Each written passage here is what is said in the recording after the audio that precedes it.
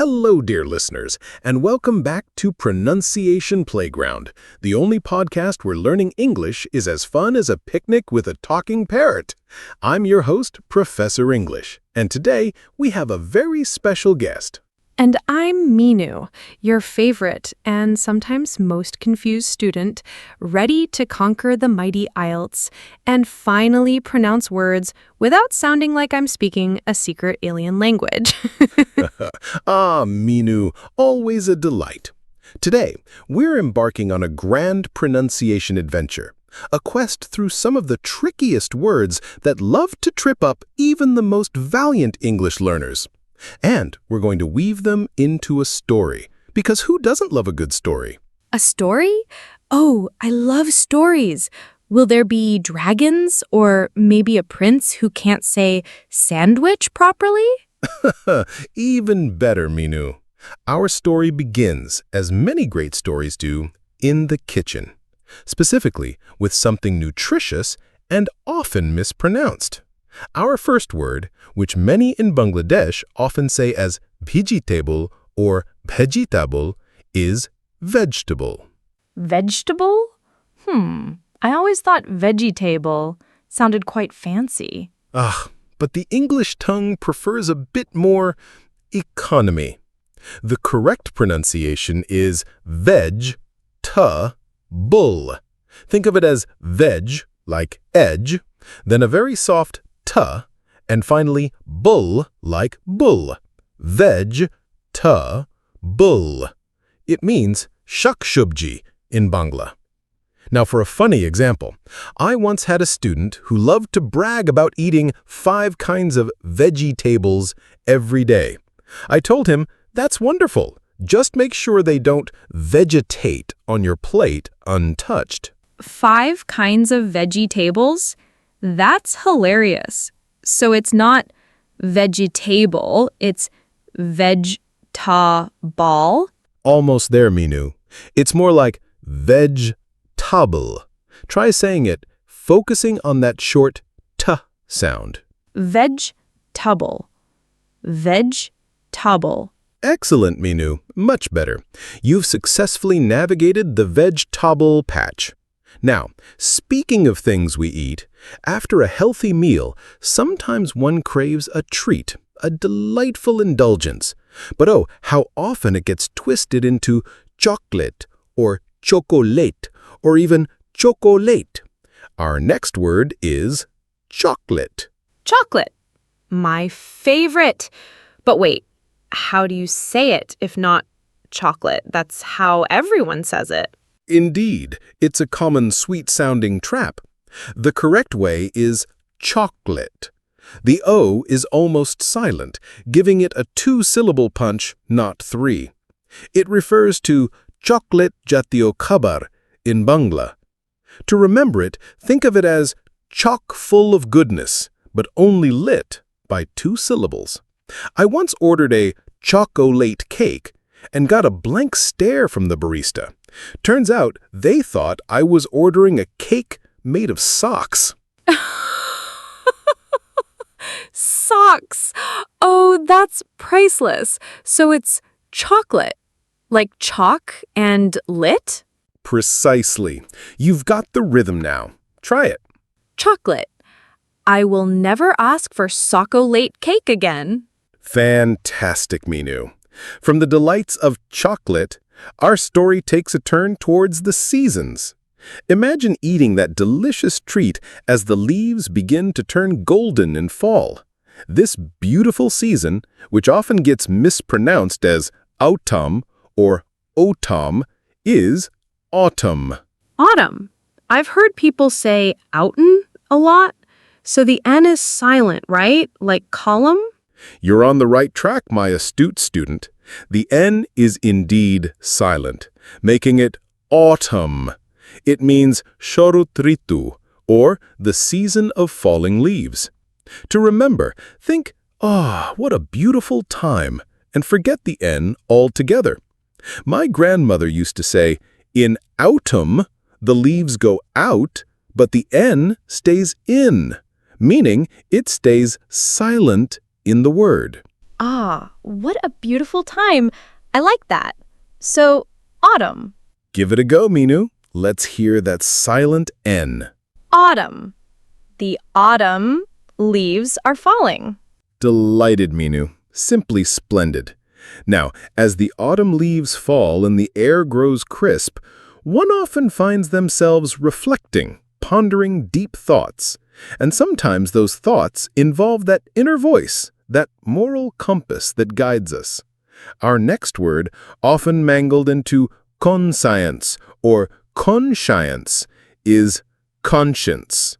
Conscience. That's a tough one. It looks like it should have so many sounds. It does look intimidating, doesn't it? But fear not. The correct pronunciation is conscience. Think con like con artist and shuns like shuns a bad idea. It refers to be back in Bangla. The trick here is that sai makes a sh sound and the e before ence is quite soft. I remember a student who, when asked about their conscience, replied, "My science project is due tomorrow, professor." Clearly, their conscience wasn't reminding them about the pronunciation lesson. Conscience, like con and shuns. That's a good way to remember it. So, conscience. Exactly. Try to say it, Mino. Let your conscience be your guide. Conscience. My conscience tells me I'm getting better. And your conscience is absolutely right. Excellent. Now, our story continues. Imagine if your conscience tells you to do good deeds. Perhaps you're planning a special event. And what month often brings to mind love and sometimes a little linguistic struggle? Our next word, which many incorrectly say as Februari, is February. February. But it has an R after the B, so it should be February, right? Ah, Minu. This is where English loves to play its little tricks. While it's spelled with two R's, in common pronunciation, one of them often vanishes like a shy ghost. The most widely accepted pronunciation is Feb-ru-er-ri. The first R is almost always softened or dropped. To remember it, think of it as Feb-ru-eri, where the first R is on a short holiday. I once knew someone who insisted on calling it February because it's unique. A short holiday for the R. I like that. So, February. Give it a try, Minu. Let's hear that R taking a break. February. So my birthday is in February.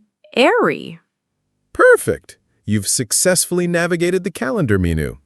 Now, after celebrating birthdays in February, perhaps you need to relax. And what makes relaxation truly enjoyable? Something that feels, well, our next word, often mispronounced as comfortable or even comfortable, is comfortable. Comfortable. I always try to say all the syllables. Is that wrong? It's a very common habit, Minu, but English, in its quest for efficiency, often swallows a syllable or two. The correct pronunciation is comfortable. Notice how the or almost disappears and it becomes 3 syllables, not 4. It means aramdayak in Bangla. Think of it as come for the bull, but the bull is so comfortable it only takes 3 syllables to say it. I had a student who complained their chair wasn't comfortable, and I told them maybe the chair just isn't comfortable with your pronunciation. Come for the bull. That's brilliant. So, comfortable. It sounds so much faster. It is. Now, your turn, Minu. Make that word feel truly comfortable in your mouth. Comfortable. This sofa is very comfortable. Excellent, Minu. You're making that word feel right at home. Now, speaking of comfort, what if you're so comfortable you decide to start your own business from your sofa? That takes a certain kind of person, a dynamic individual, often mispronounced as entarpreneur or entropreneur. Our next word is entrepreneur. Entrepreneur? That's a long one. I always get tangled in the middle. It is a bit of a mouthful, isn't it? But let's simplify. The correct pronunciation is entrepreneur. The French origin gives it that distinct aw sound at the beginning, and the stress falls on the last syllable. It means ujdokta in Bangla, someone who starts a business. To remember it, think entrepreneur goes to the nursery to grow new ideas. I once met an entrepreneur who was selling pre-made lunches from a shed. I politely suggested they might need a better entrepreneurial plan. Entrepreneur. I can almost hear the French accent. So it's not enter, it's on. Exactly. A subtle but significant difference. Give it a shot, Minu. Be an entrepreneur of pronunciation.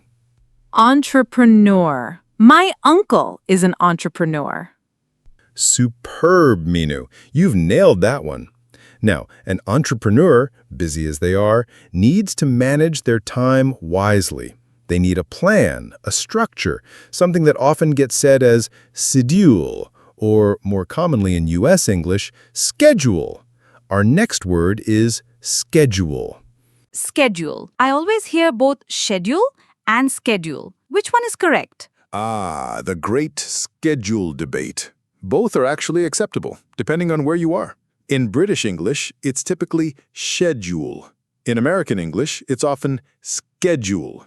For Ielts, either is fine as long as you're consistent.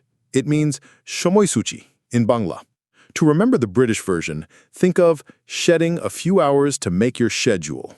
For the American, sticking to your schedule like a skateboarder on a ramp. I once had a student who said, "My schedule is so full, I don't even have time to skedaddle." Schedule or schedule? So I can choose. I think I like schedule better. Excellent. Choose your preferred path, Minu. Now, let's hear your chosen schedule. My schedule is packed with English practice. Marvelous, Minu. You're certainly sticking to your schedule. Now, our busy entrepreneur, after a long day following their meticulous schedule, decides to unwind. Perhaps they pick up a device to capture memories, a gadget often mispronounced as camera or camera. Our next word is camera. Camera. I always try to say camera, putting emphasis on the middle. Is that wrong? You're highlighting a very common habit, Minu. While it looks like it has 3 distinct syllables, the middle syllable is quite light. The correct pronunciation is camera. Think of it as cam, like camel, and then a very soft ra, almost like the sound you make when you're surprised. It means camera or chobitolar jontro in Bangla. To remember, just think camera captures moments, not camera drama. I once had a student who asked me to bring their camera, and they showed up with a chimera drawing. Much more fantastical, but not what I meant. Ha ha ha!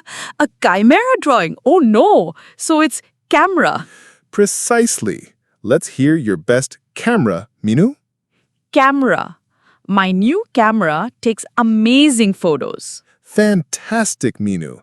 You're capturing the essence of English pronunciation beautifully.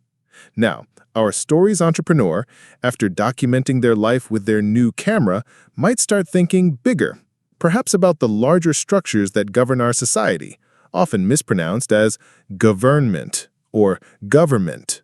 Our penultimate word is government. Government. That's an important word. I often forget to say the N. You're absolutely right, Minu. It is an important word, and that N often gets lost in the shuffle. The correct pronunciation is government. The first O sounds like the in up, and that N is definitely there, though it can be soft. It means shorkar in Bangla. To remember, just think the government is earning your respect, so don't forget the N. I once heard someone complain that the government wasn't doing enough, and I thought, perhaps they do more if you pronounce their N. Ha ha ha. Government. The N is there, just shy. Government. You've got it, Minu. Let's hear it with that proud N. The government is working for the people. Excellent, Minu. You've certainly put the N in government. Now, for our final word in this pronunciation saga. Even the most well-meaning government or the most dedicated entrepreneur can sometimes encounter those with a playful, perhaps even slightly disruptive nature. This describes someone often mispronounced as mischievous or mischievously. Our final word is mischievous. Mischievous. I know this one. It's like when my little brother hides my books. A perfect example, Minu. And you're right, this word has a particular trick to it. The common mistake is stressing the second syllable, but the correct pronunciation is mischievous. The stress is on the first syllable, and it has 3 syllables, not 4. It means dushtu mi probon in Bangla. To remember, just think, a mischievous cat always gets into mischief. I once had a student who, when asked to describe a mischievous character, said they were mischievous with a big grin. I told them, your pronunciation is almost as mischievous as the character. Precisely. Give it your best, Minu. Unleash your inner mischievous pronunciation. My little brother is very mischievous. Bravo, Minu. You've conquered all 10 words with flair and a fantastic sense of humor. I'm truly impressed. All right, Minu and astute listeners, it's time for our pronunciation pop quiz. I'll give you a sentence with one of our words, and you tell me the correct pronunciation and what it means in Bangla. Ready, Minu? Ready, Professor. Bring on the challenge. Excellent! Question 1. My doctor told me to eat more vegetables. How do you say that healthy word? Vegetable. It means shakshubji. Spot on. Question 2. I always carry a bar of chocolate for emergencies. Chocolate. And that's chocolate jatiyo kabar. No socks allowed. Indeed. Question 3. The trees look beautiful in autumn. Autumn. With a silent N. It's Sharat Ritu. Perfect. Question 4. My conscience told me not to cheat on the exam. Conscience. That's Bibek. Absolutely correct. Question 5. My vacation starts in February. February. The R takes a vacation. Excellent! Question 6. This armchair is so comfortable. Comfortable. It means aramdayak. Right again. Question 7. She's a brilliant entrepreneur who started her business from scratch. Entrepreneur. I almost said enter. It's uddokta. A self-correction in real time. Impressive. Question 8. I need to check my schedule for next week. Schedule or schedule. And it's shomoishuchi. You chose well. Question 9. Don't forget your camera to capture the beautiful scenery. Camera, not chimera. It's camera or Chobi told our Jontro. Exactly. And finally, question 10. The little boy had a mischievous twinkle in his eye. Mischievous. And that's dusto. Dustami probone. Minu, you are a star. You've not only learned these words, but remembered their nuances and meanings. Give yourself a round of applause. Thank you, Professor. I actually learned so much, and it was really fun. No more alien languages for me. And that, dear listeners, is the magic of learning with a smile. Mastering pronunciation for Ielts or any English exam doesn't have to be a daunting task. By breaking words down, associating them with funny examples, and practicing consistently, you can transform your speaking skills from hesitant whispers to confident declarations. Remember, every mispronunciation is just an opportunity to learn and improve. So keep practicing, keep laughing, and keep making those sounds. That's all for today's Pronunciation Playground. Join us next time for more linguistic adventures. Bye, everyone, and practice your vegetables.